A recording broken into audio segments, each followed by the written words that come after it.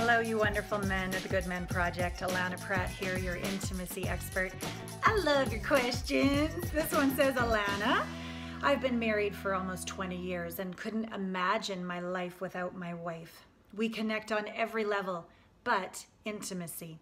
She believes sex once a month is fine. It feels like once a quarter, but I don't like that. How can I turn up the heat so she desires me more? It's interesting working with couples when the libidos are different.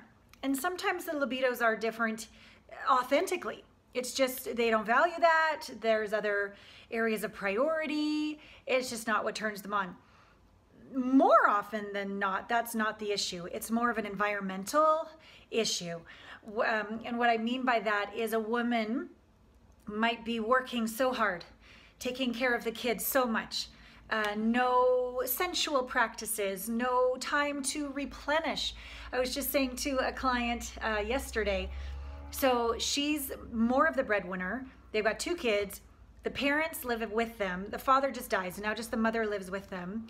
And she is not as heart open as he desires sexually.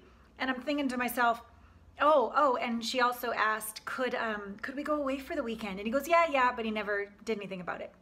So I'm like, okay, she needs at least, like for the brain and the body to catch up, at least a good 15-20 minutes to really open like the lotus flower of her heart, open her vagina and get all the blood flowing, really feel safe and seen and gotten to surrender into beautiful lovemaking that's not just genital, right?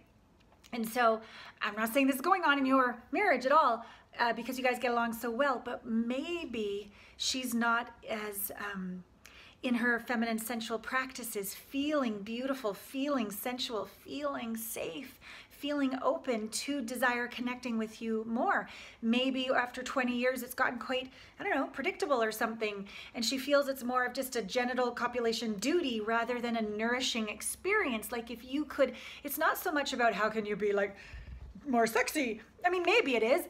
I don't know. I don't know you, but it's possible. Your posture, the way you speak, are you certain? Do you penetrate her with your eyes, your heart, your pelvis energy? Have you downloaded my How to Be a Noble Badass complimentary report at gether2sayyes.com or not? Okay, so maybe there are some things that you can shift as well because it's never really one-sided. But are you really creating that safe space for her to open and see that sexuality and your intimate relationship can be nourishing to her body, mind, and soul rather than just groceries, have sex with him? Like, I don't know how she thinks about it, okay? So honestly, 20 years, I would now invest in some coaching. That's what I would do. I mean, like, what's going to take it to the next 20, right? Be willing to put your time, energy, and resources into what is such a priority for you. I mean, we do it with our body. We have financial advisors, like anything that's a priority, we put time, energy, and resources into it. So call me. Oh my God, I would love to spice up your marriage. Oh, it would just be so fun.